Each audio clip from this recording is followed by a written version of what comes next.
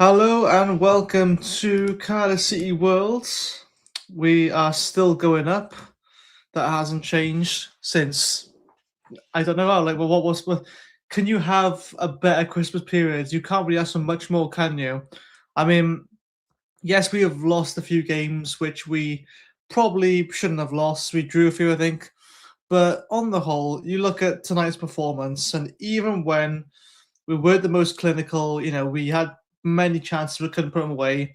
We go a goal down, we still come back from behind to win. That's the Cardiff City way. You can win even when it's not fully a day. And I'm your host, Evan James, by the way. This is probably a surprise for some of you because the thumbnail probably showed Matt and Reese, but I think they were down at the game. So yeah, you got me tonight just for a post-match thing. God knows how long we're going to be on here for. I'm going to do something a little bit different. I'm just going to give some player ratings today. And I will say, first of all, when there's a Willock, there's a way, as I put down by there, wherever you can see it. I'm not saying that Willock had his best game today, but I think as the game went on, he sort of grew into it. And I was saying, they should probably sub Willock by halftime because he's just slow. But sometimes that worked in our favour. And ultimately, he was the build-up to the first goal. And yeah, it's a cold night. Yeah, evening, guys, by the way. Gavin says, cold night at CCS. Good win, though. Yeah, it looked freezing down there. I've been out earlier as well, a couple hours before to play basketball with my mate.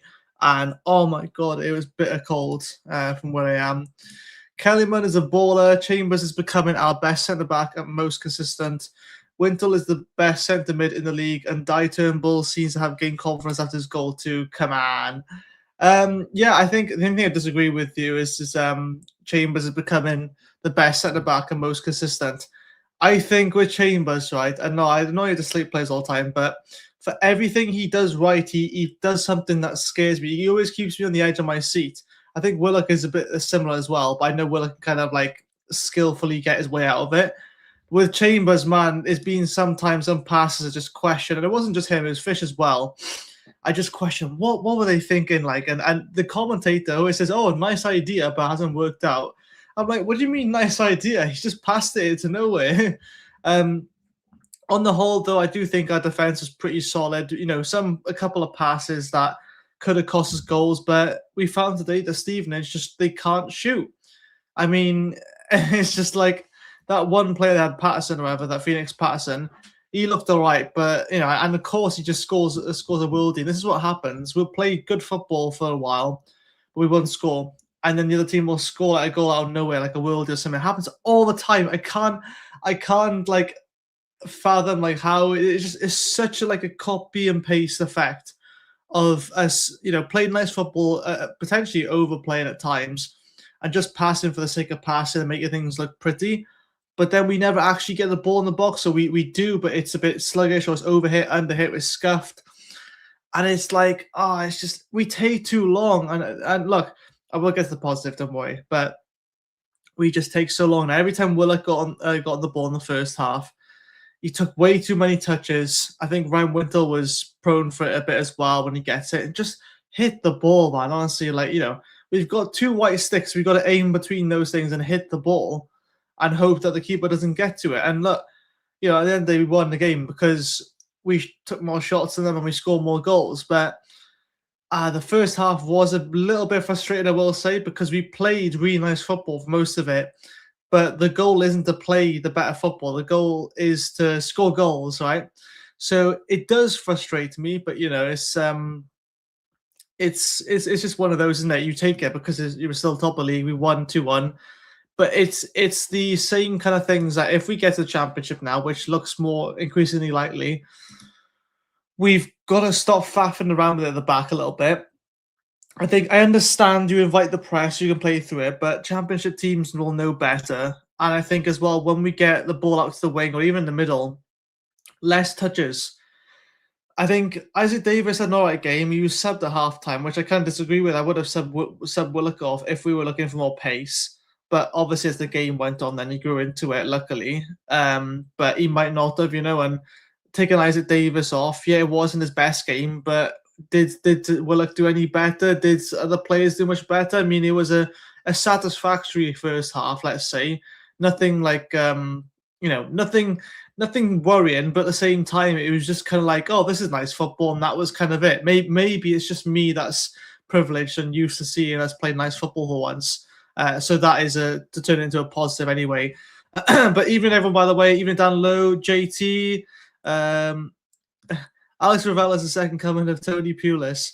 Wait, is that their manager or the ref? Because I don't know. I think that's their manager. But yeah, so the manager just looked like depressed the whole game. It was kind of weird to see, really. I don't think obviously he was happy to sit there in the cold, and I wouldn't have been happy if that was Stevenage's performance because yeah, okay, they're solid defensively, but we scored 2 goals against them today, so they weren't that solid. They just didn't really put up a fight, and when your team doesn't press to win the ball back, of course you'd think right, you'd be solid defensively. That's how I see it anyway.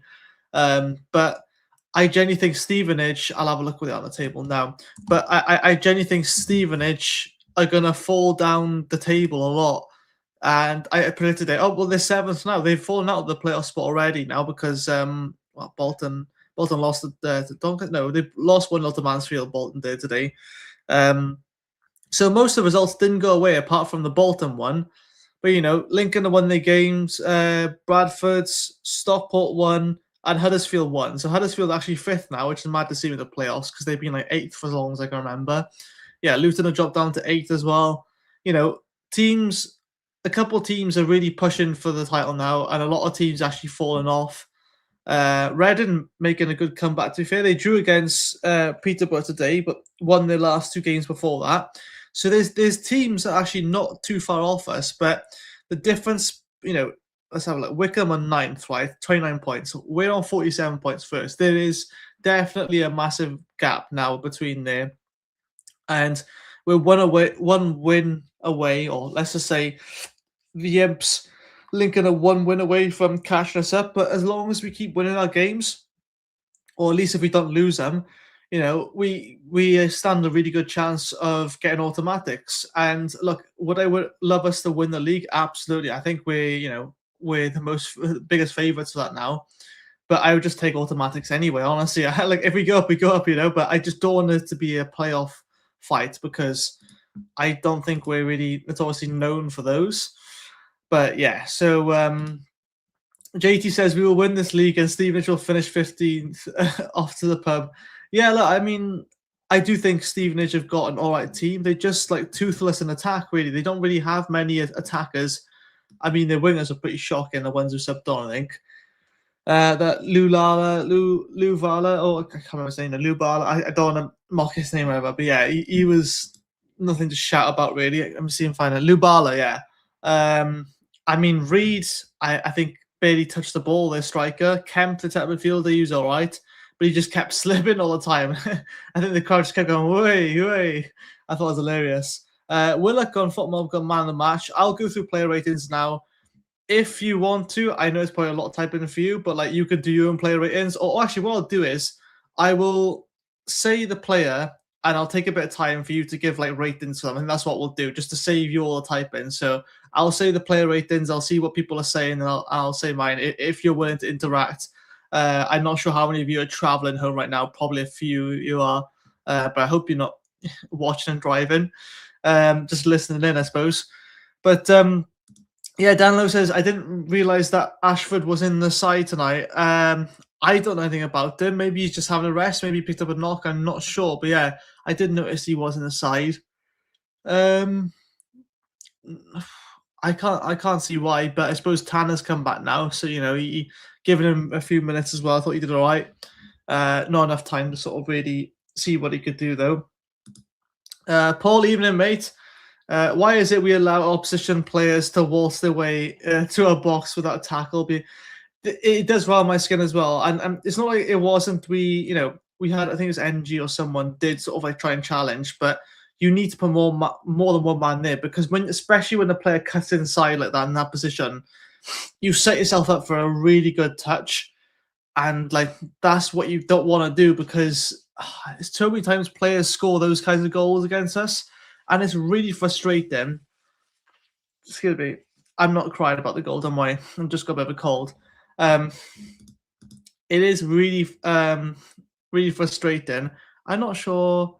Is that a super chat member for 6 months? Um, Sorry, what's that? It's really frustrating that we do give those goals away. But first, I just want to say, Ian Dalglish, member of 6 months. Thank you, mate. Is this a super chat or is it? I can't tell. It's auto star super chats. Can we give Chris Willock away? Honestly, I have a different take about it today, but honestly, thanks for the 6 months. Honestly, I'm not sure if it's a super chat, but I think it would say if it was. But yeah, it's member for 6 months. That's amazing. Thank you, Ian. By the way, I didn't realize it's been that long already. Christ, I think my first sort of show was like 6 months ago. I think it was. Oh, I don't know. Is it Boxing Day in the show? I can't remember now. But thank you regardless. And guys, if you're not already, please do become a member because for the price of a cup of coffee, become a member. You get access to live shows. You get early access to live events. Any tickets we have on sale for live events where we have special guests like Sean Morrison, we had the Greg Kavanaugh event, stuff like that. You'll get early access to tickets. And not just that, there's loads of the goodies in there as well. Again, all for the price of a cup of coffee each month. Let's have a look who else we got in here. Tanner Comeback provides more completion for places in the completion. Oh, I think he means competition. Yeah, for places in the squad, we may see a few big names missing out. It's possible with the Ashford case. I still think we're linked with that Jabara geezer from Sweden. It'd be good to add. We can't add too much. You don't want to do a Wrexham and just add loads of players or Nottingham Forest when they enter the Premier League, and they just got loads of players, like signed 22 players, I think, and they just about survived relegation. It worked for them, but yeah, we're not going to be doing like that. But we might see a few people go out on loan. I think 3 going out on loan. Probably add 3 in replace of them, really. So look. Hology78 says another shocking ref. Oh, mate, he was shocking for both sides. A player would cough, right, and he'd give a free kick. That's how sensitive his whistle was. Jesus Christ. But the team stood up well. Kellyman was battered when he came on, but was awesome. Tanner looked up for it. Capaccio showed how good he is going forward. Thought the NG was good too. Yeah, NG has a few good moves, didn't he? And I think Turnbull as well was really good, underrated today as well. Turnbull's really becoming the new face of the midfields after a lot of deserved criticism, really. Hang on a second. Let's go back here. Gavin says, I'm glad Stevenage are out of the top 6 anti-football. Yeah, I mean, they didn't really play much football at all. They barely had the ball, but it's not like they didn't have chances to. They just didn't want to press. They didn't want to play tonight by the looks of it. But yeah, it's like, no wonder you lost. I know they were playing a counter-attacking style, but at least get involved, like, innit? But hey, we'll take the 3 points. I don't care. The flip way of looking at the result is that you got your Nevin again. Sorry. The flip way of looking at the results is that these chasing teams must be thinking, geez, what do we do to catch at Cardiff up? Yeah.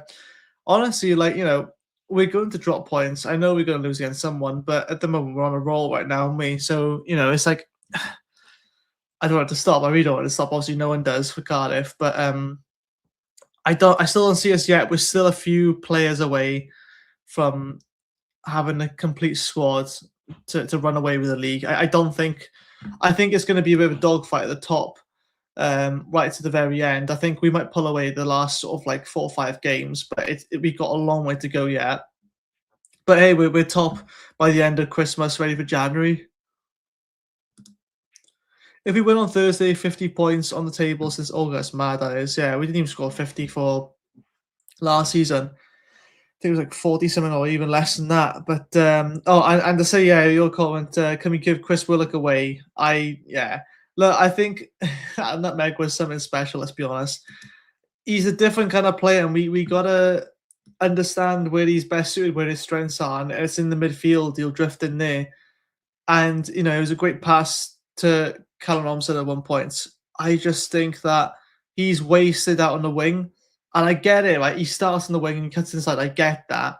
But why would you just not start him in the middle anyway? Because otherwise you're going to overload that midfield position and you're going to sacrifice all your width. So, to me, he's a number 10 and nothing else. I mean, if I'm being honest, even as a false nine, he'd probably be better as a false nine because, at least he's dropping in, helping in, being creative midfielder as such. But you had Robinson there today.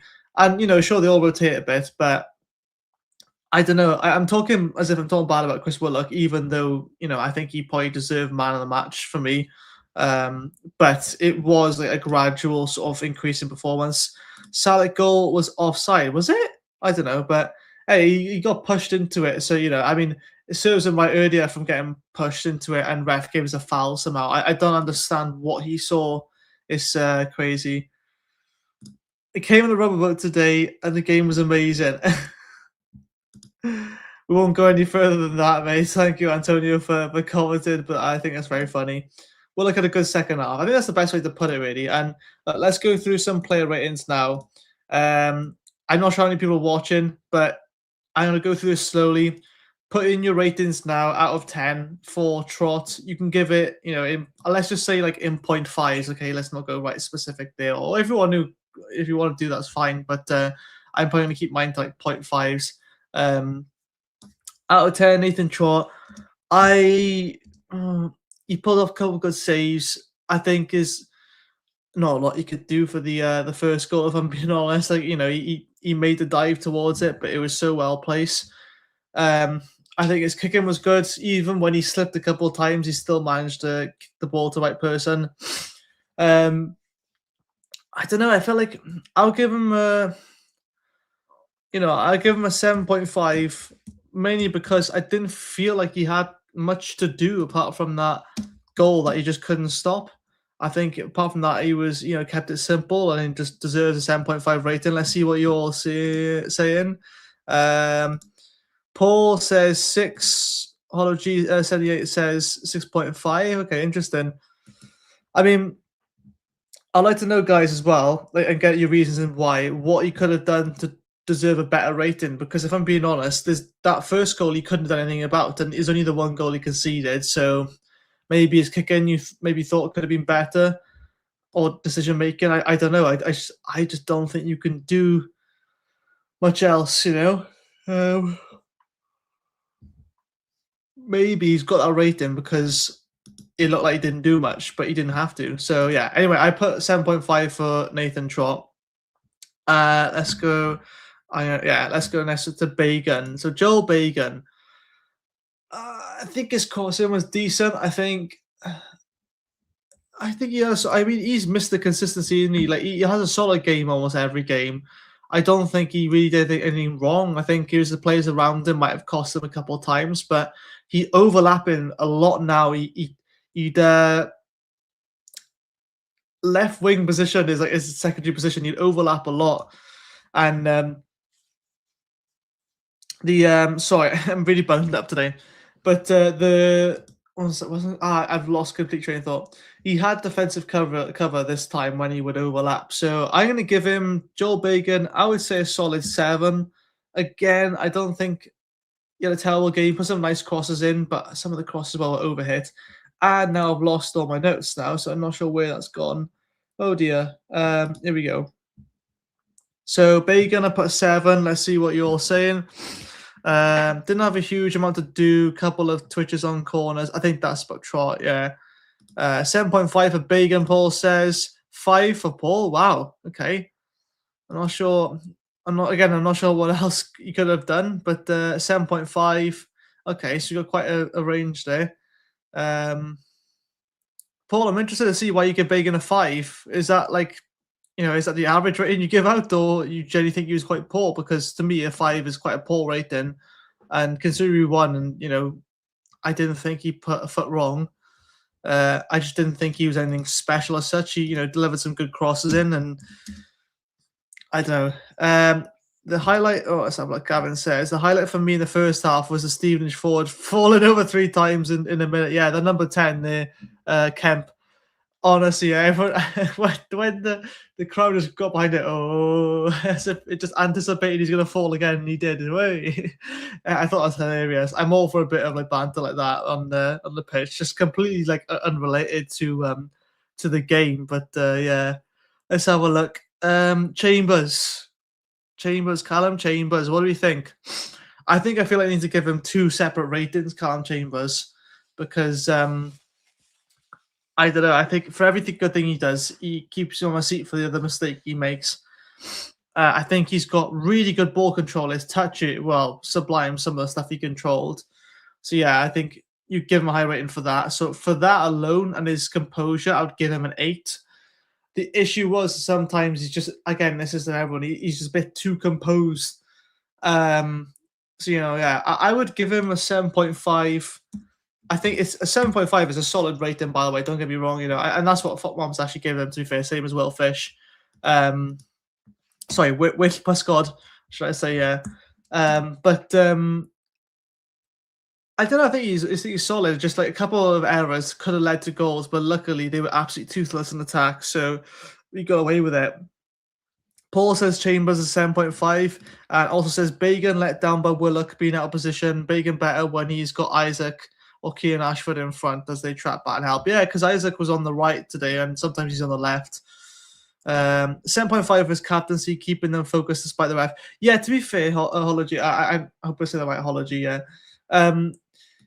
I think that was a big part of it. He was proper captain material today. Guys, I'm so sorry. I would say early nights, but it's not going to be. But yeah, I think, when players and stuff say the ref, he would just talk to them calmly and try to sort of keep everyone else away from him, really. So I'll give him like bonus credit for that at 10 points to Gryffindor.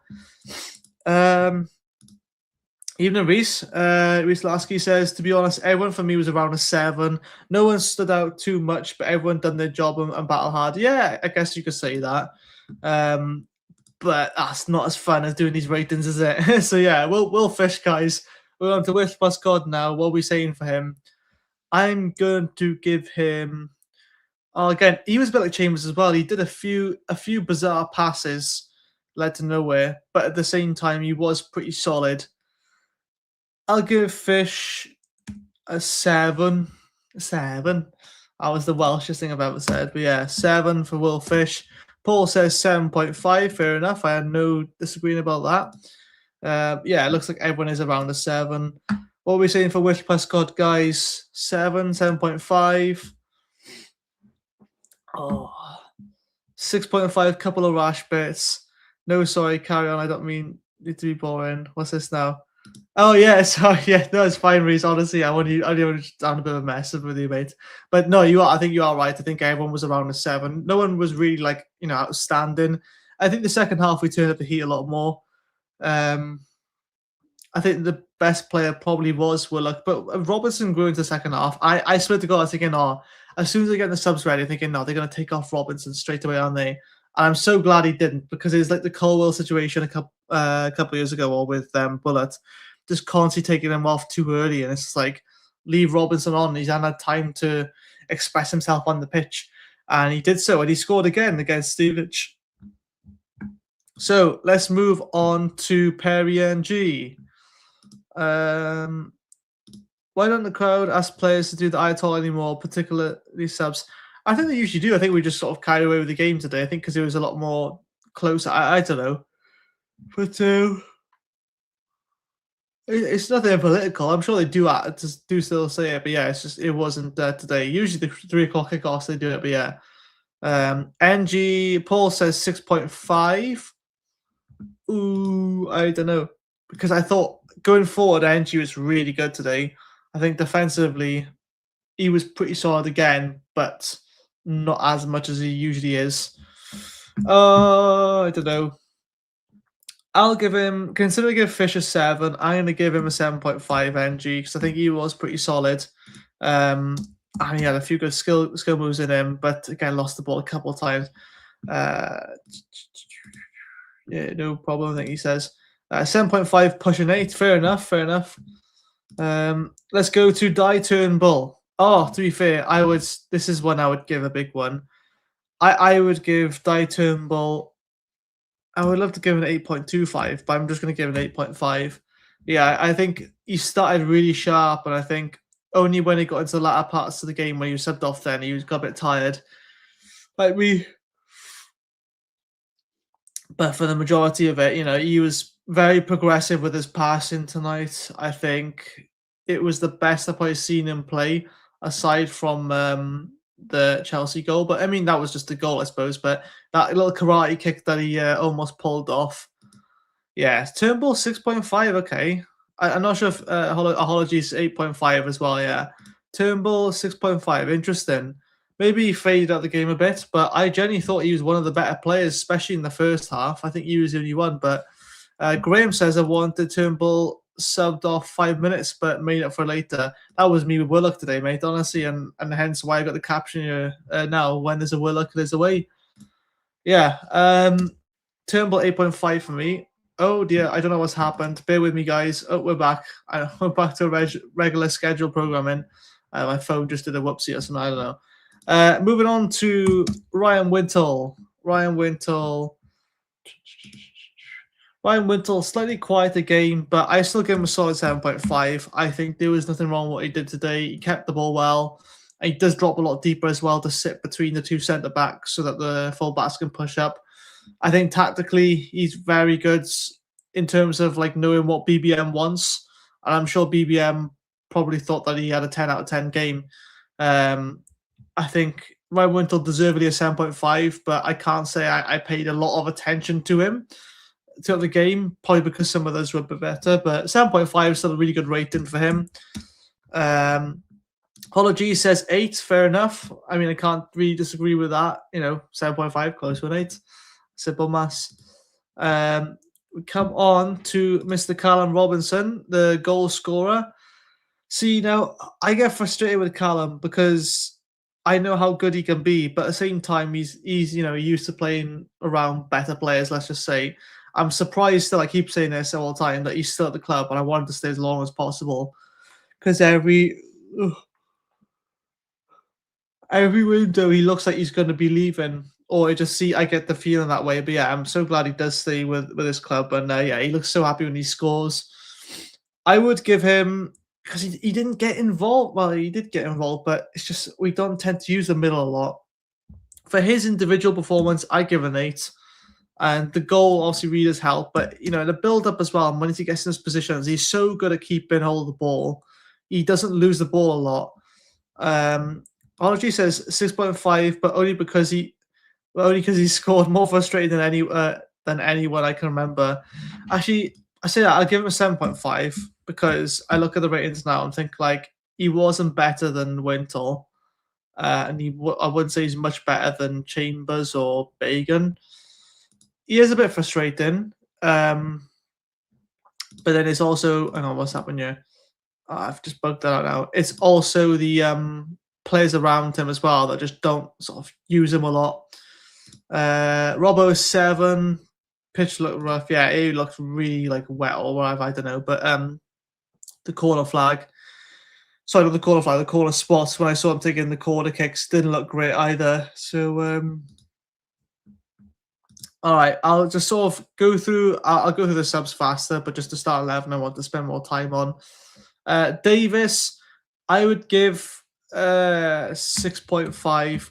Purely because I felt like he could have done a bit more with what he did. And I was a bit sad to see him subbed at half-time, but I can understand. I think it was, just a bit after half-time, I think it was.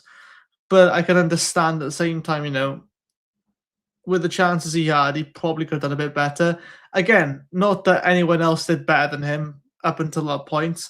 I think it's a bit of pace we got, but I don't think it's always the case where we have to just launch the ball long for Isaac Davis and just to try and run onto. I think when you played it more to his feet, it was a lot better. He's quite a skillful player. He can, he's really quick with his feet, and he has better ball control than, say, Keane Ashford, for example.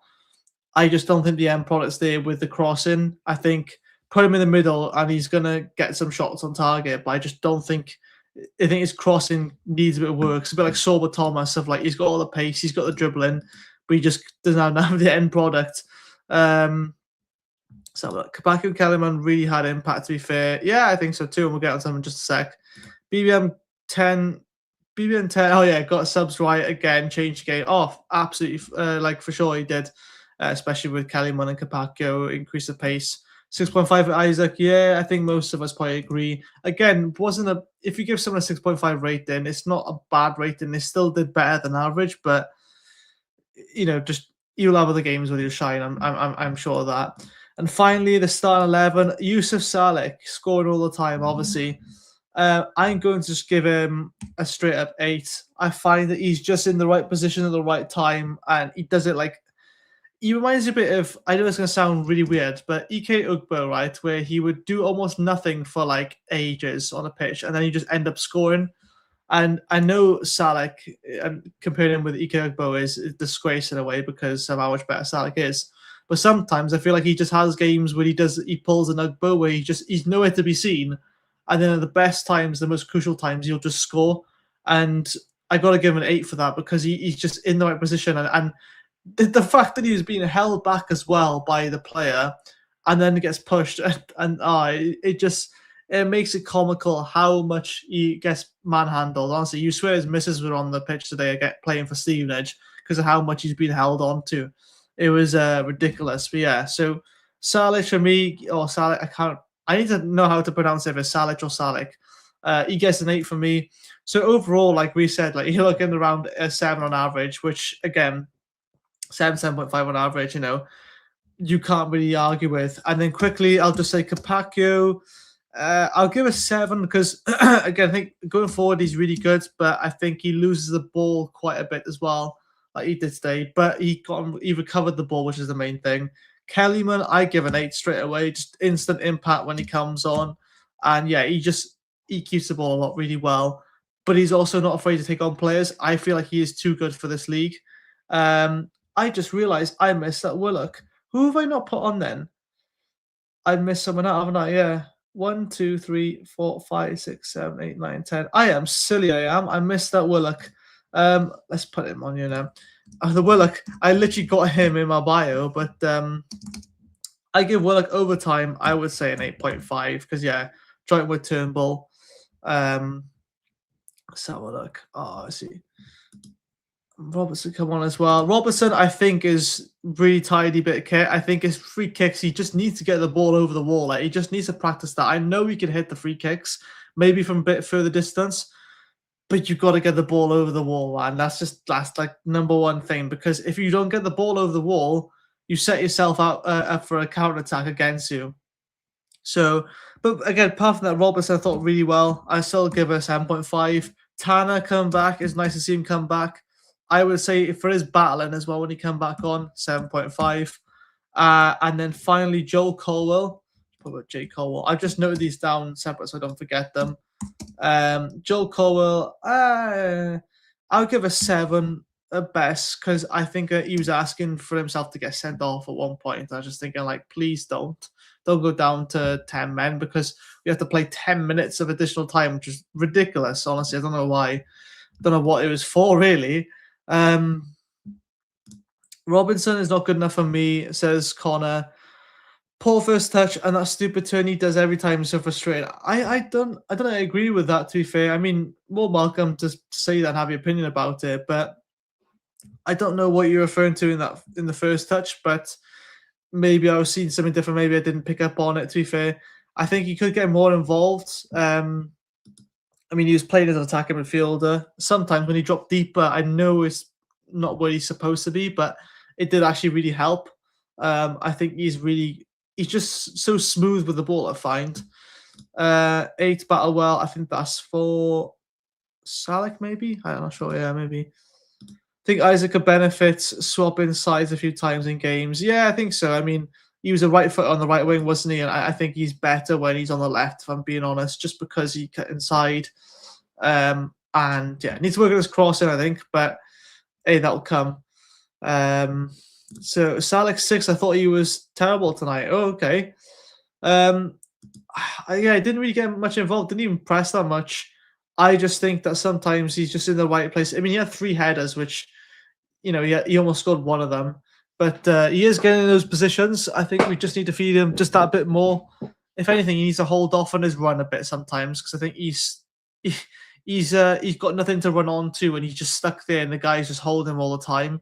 I think maybe if he just delayed his run a tiny bit, he's got a bit of momentum when he's running onto his headers because he always loves a header. Capaccio 6, Capaccio 7.5, Kellyman 9. Okay, well done. I mean, I can't disagree too much with it, really. Kellyman changed the game, says Paul. It says 9. Willock 8. Colwell 6. Yeah, I'd probably agree with that, to be fair. I mean, I put Colwell at 6.5 if Isaac Davis was that. I just think he was always asking himself to get sent off, and that late in the game, you don't want that to change the game. You want to shore things up and, go the yellow card, it's wherever, but then just relax a tiny bit. Harsh will say that on a night he scored a vital goal. I think, yes, that's Salah referring to there. Or even Robinson. But I think you've got to take more away from the goal because you could put anyone in a position and say, oh, they could have scored that. I mean, Robinson's goal was a bit of a mess. I'm not sure if it was actually his goal. I mean, you'd be claiming it as goal, yeah. But it was a bit of a mess in the 2 It could have ended up anyway. But yeah, look, we scored. We won the game. That's the main thing. I just think that sometimes our strikers or whatever just go a bit missing. But hey, sometimes that's the case. I think that's due to the way we play. It's a lot of wing rotation. It's a lot of patient build-up, which, no doubt the strikers won't be getting involved as much, which makes their job that ever more important of actually, finishing when needed. And that's the problem here. Like Nathan Trott can stay switched on no matter what, even if he hasn't seen the ball for ages. He's switched on all the time, and not many keepers can do that. It's a really hard thing to do. Sorry if you can hear the noise, by the way. But I just think that's such a hard thing to do is whichever position you play, to stay switched on, especially if you're not seeing a lot of the ball. So for them to finish, even though people say he's offside or he's pushed or whatever, I don't know. But yeah, those are the ratings I thought. I think man of the match for me probably was Chris Willock. Is Chris, yeah. I'm trying to think his brother's Joe Willock there. But again, it was a game of two halves, I think. Salek was lucky the ball hit him and ended up in the net. I did say it did look like an accidental goal. It looked like he just accidentally just ran in the way of it. Whether that was intentional or not, I don't know. But at the end of the day, he scored. And, no matter how they go in, really, he's still scored all the time, as the chat will say. He's getting a goal pretty much every other game now. Let's have a look at his profile quick. So he has... Oh, that's wrong. I think he's got 12 now, isn't he? 19 games, 11 goals, 4 assists. He's not far off scoring a goal a game at this point. An average match rating of 7.24.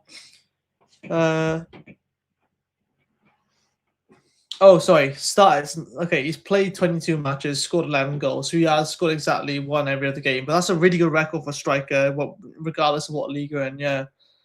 I think, let's have a look at Robinson. Let's have a look.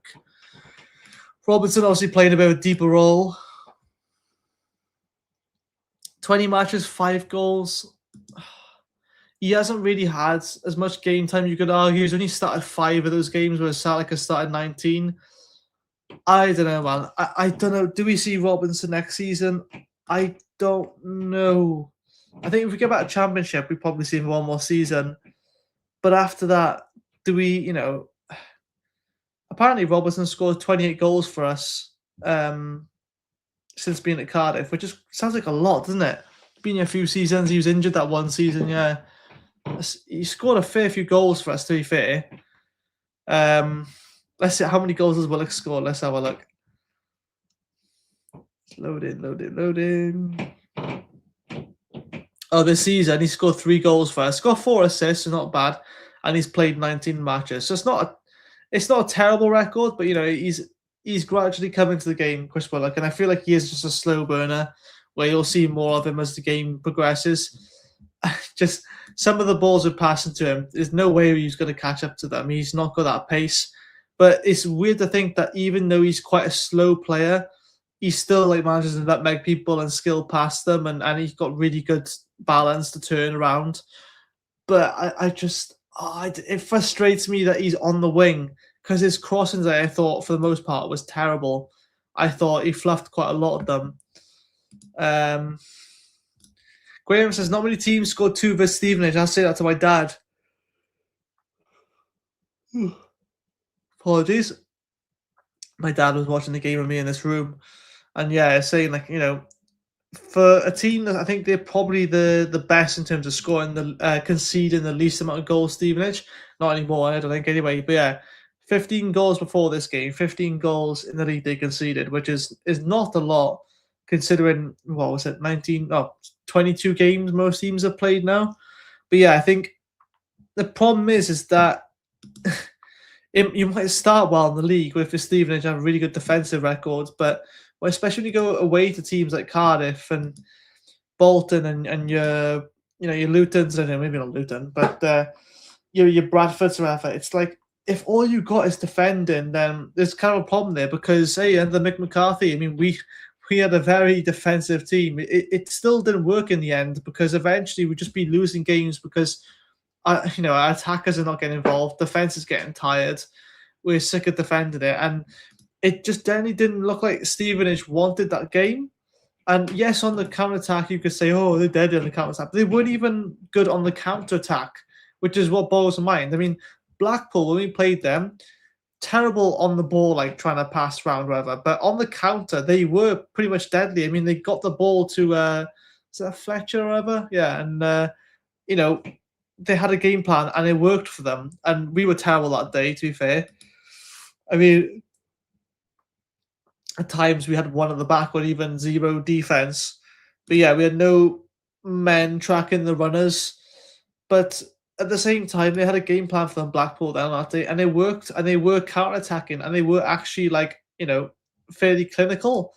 But yet, Stevenage had absolutely no attack today. And I'm not saying this, I'm complaining, but I'm just thinking, like, how is this isn't a team that's going to be in the playoffs come towards the end of the season. I think they were pretty poor tonight because their passing wasn't the best either.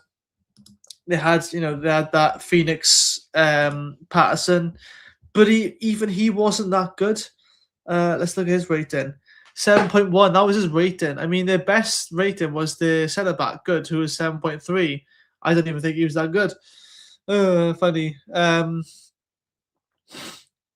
don't know. I don't think I look at a team. I think like it's not that great of a team. I mean, that Jordan Houghton or whatever, but even that James Wilden, I heard it before. I don't rate him that much. I don't know. I felt like we could have won it better, won it by a bit clearer, but I can't complain because 3 points, right?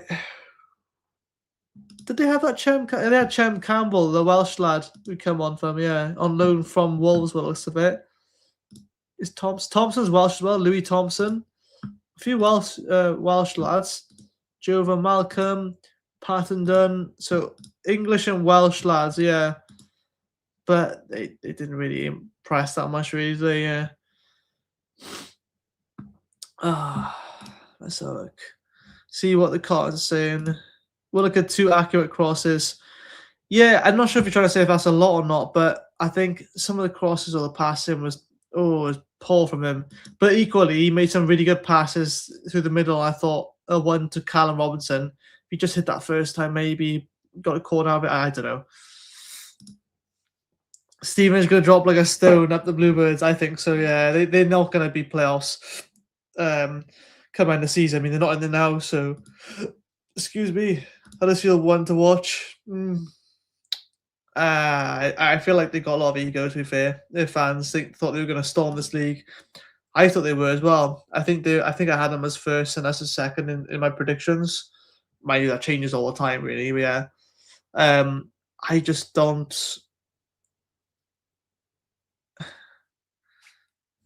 Sorry, I would look at this comment here. Who's this geezer here? Lads, ain't no one following Cardiff versus Stevenage, lol. I'm not sure what he means by that in terms of like the game or both sides. I don't know. But nice for you to join anyway, mate.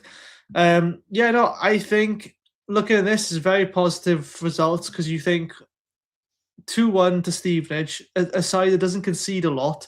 We scored 2 goals against them, albeit we conceded first. But it's always that fight to be put in the end. It's always that fight to come back from a goal down. I mean, we almost scored straight after with Salek. a chance to head, I think it was as well. But it wasn't to be. He's evening, Zeus. Nice of you to join us. I'm not sure if you went to the game at all. If you're back home now, or maybe I'm not sure when the game ended. A while ago, to be fair.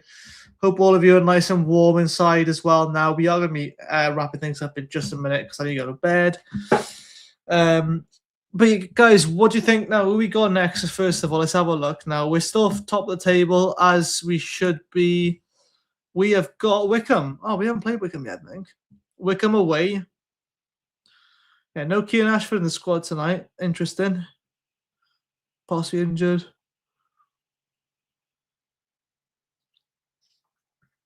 Oh, I think Rawls got sent off in his last game against Plymouth. That was a bit mad. Random fact of the day, you know. There we go. Susan's got it here. She knows it. Turnbull again, solid. My man of the match. Him or my mom. Him and Wintle really working well together. Yeah, like, got in my opinion on them not working well together. Now they are. But yeah, I think Turnbull was very good today, I thought, especially first half. Just moving the ball, quick tempo and everything. It did slow down a bit, to be fair. But when it slowed down the second half, other players stepped up for him. I thought all-round solid performance from everyone. I think Turnbull doesn't get the credit he deserves in this game, the last few games. I've given a little bit of stick, I think we've all have, but I always wanted Turnbull to come good. When he first signed, I said when he was in poor form, I said when he signed, I was quite excited about him because I knew a little bit about him, and his time in Scotland. I thought, oh, we really got a gem here. But the fact is, a club signing, obviously, he wasn't wanted at the time. And, I think now I would want to keep him and he'd be a first-team regular. But it makes you think how long it's taken for it to sort of click. I mean, regardless of that now, it's clicked into place, I think. But yeah, it's can he keep this up now? Can he keep these 7.5 out of 10s each week? It's a lot to ask, but for a player of his ability, I really think he should be a main set piece taker, if I'm being honest. And I still want to see some more cannons of shots from him. There's still more to come, but I think he's doing well now. I just wish we had a bit of this sooner because we could have really benefited from this. But we can't complain now. I don't want to act really privileged about it and whatever. I don't know.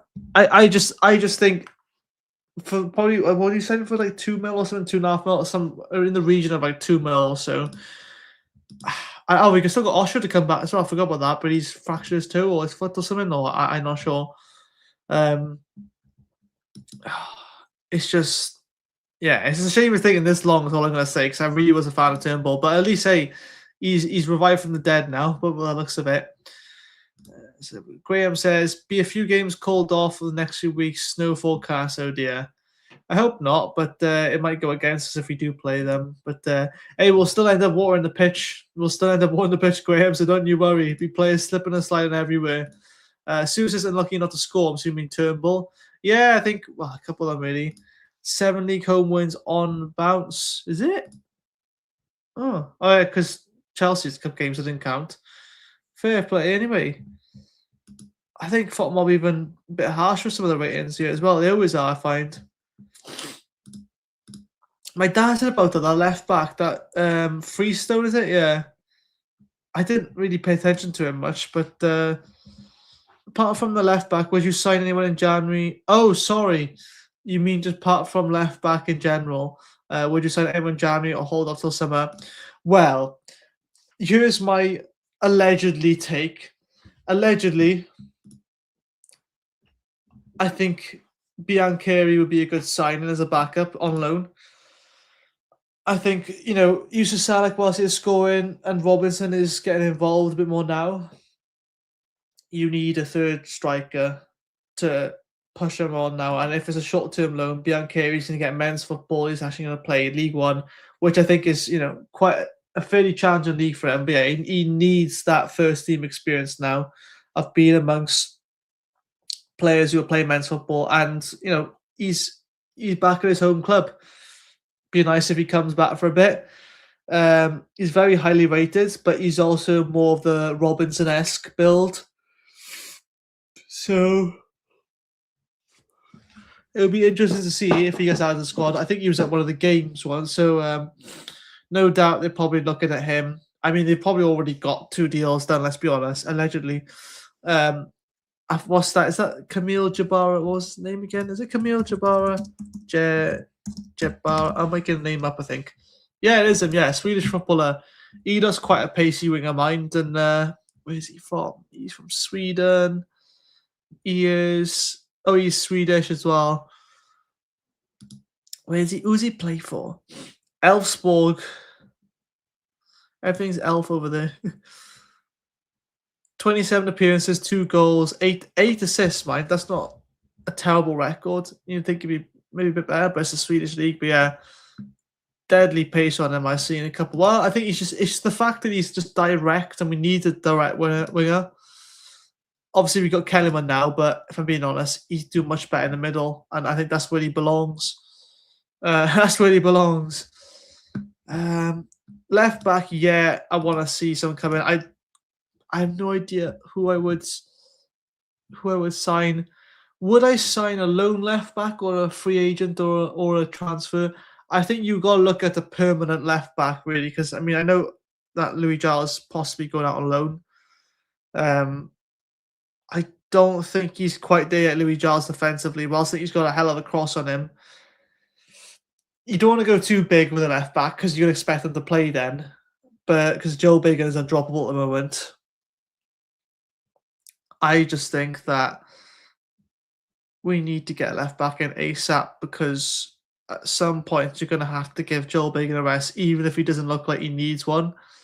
You want to protect him from getting a long-term injury from this. Just now and again, chuck the other left back in, whoever that may be. I don't know. I don't think you can risk getting a lone left back now I think of it because they're going to expect a minimum amount of games. And I think you just want that cover, don't you? Has that Swede played with Salic in Swedish league at all? Oh, you never know. Actually, I'll find out now for you. Have Camille Jabara and Yusuf Salic played together? I'm not sure if the internet's going to figure this out for me, or AI. They've not played together on the same team, but the possibility of them playing for the same club has been a topic of recent transfer speculation. Blah, blah, blah. Yeah. Oh, because Salik's a Danish striker, so they wouldn't have played internationally anyway, but yeah. No, but I think they played probably against each other, so they probably know. They probably know of each other, don't they? It'd be silly not to think. But yeah, I think it'd be an interesting sign if we get in mind, because I think it's got to be a permanent sign, that, hasn't it? If you get from the Swedish league, you're not getting him on loan. Come on. No disrespect to any Swedish league fans, but yeah, it's just not happening on loan. I don't think we can risk. This is the thing, right? I'll end with this, right? I don't think we can risk bringing in too many loans because you don't want to be forced to include them for the sake of it. Because I feel like a Robinson and Cam Chambers, they're probably the 2 biggest paid in the club, I think, right now. And, you kind of feel like you have to include them. And albeit I think they deserve to be played. But the last thing you want is bringing someone in on loan and feeling like you have to play them because of a contract, right? Of like the 6-month loan. You don't want the player to leave with a bad perception of the club. You also want to make sure that if you're bringing a player on loan, that they are going to be getting sufficient minutes. That's going to prepare them for, or whatever like level they're playing above.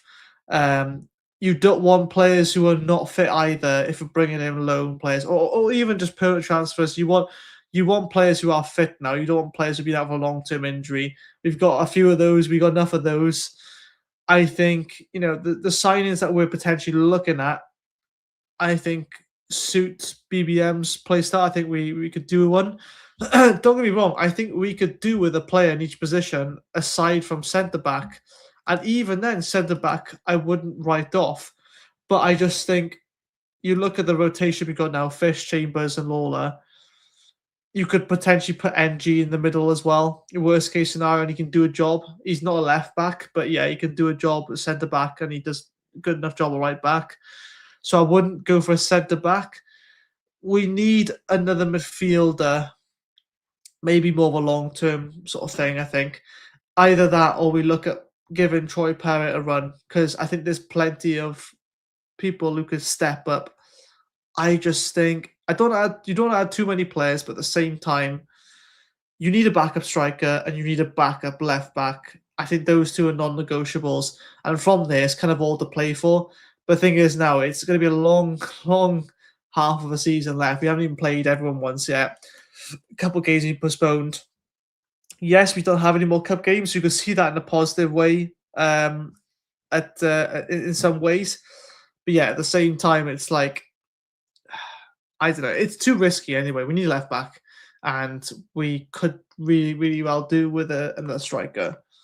That's my long-winded view and answer to your question. Hopefully, yeah. Is that Jamie? Yeah, I think it's Jamie. If we do go up, they regard as legends due to the age and the kind of person. Yeah, it's such a young squad, isn't it? It's mad to think that we're doing this. But hey, yeah, we're that good of a team, obviously. I'm getting carried away now. Will against Soap by the Sprinklers at halftime was a bit of fun. That was probably the best highlight, I think. I saw that, yeah.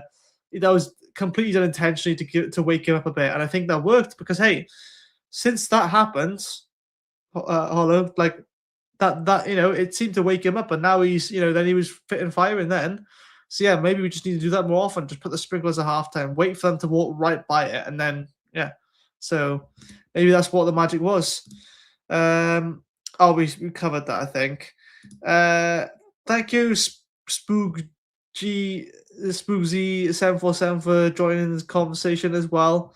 I 100% agree. Cardiff are dead hot right now. They are dead. They're full speed ahead, dead hot, or whatever the term is. So thank you for getting involved. AI will not take over the world. I can't get Windows 11 to see my MP3 player yet. Thanks for the random comment, Graham. But yeah, dead top of the league. That's the one, Graham. Thank you, Graham. Well done. You recovered it from me. I don't know what to say then. Deadlines for other clubs. IT will be amazing. It will be amazing. Yeah, guys, let's just have a bit of fun. Like if people comment stuff like that, just entertain it. Don't worry about getting the back at them really. But probably Jack celebrating the amazing. Fair enough, Graham. Hey, we're off a bit of banter. Honestly, like I as long as people aren't being really insulting or saying anything that's like racist or discriminatory or whatever, I don't mind if they tune in, and you're welcome to say whatever. Really, it's just your comments aren't guaranteed to get read out.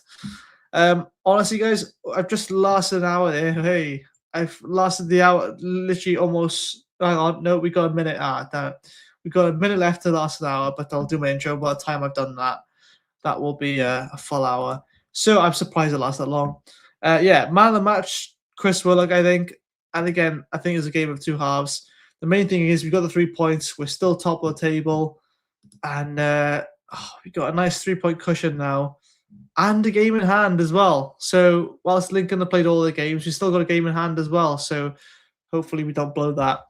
Thank you all, guys, for your interaction tonight and doing the ratings with me. It's been an absolute pleasure. Guys, if you haven't already, and Ian, again, thanks so much for the 6 months. It's been amazing doing business with you.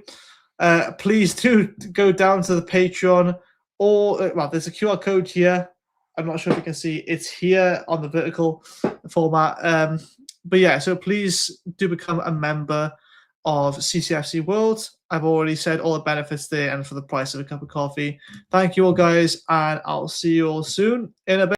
This channel is powered by an incredible membership community on Cardiff City World and patreon.com/AcePodcastNation. Becoming a member unlocks exclusive rewards from early access to live event tickets, bonus content, and even the occasional inside transfer scoop when we get it. But more importantly, it allows us to bring you top quality Cardiff City content 7 days a week. Across those 7 days, we're talking match previews, exclusive interviews, instant match reactions, the breakdown podcast, tactical deep dives, the spotlight series, Bluebirds Rewind, Academy Focus, and just so much more. Led by myself, backed by an army of passionate Cardiff City fans, this is content created by fans for fans. Balanced, professional, and 100% all about the club we all love. If you enjoy what we do, then join the community today and support what we are doing as we help to keep Cardiff City World flying high.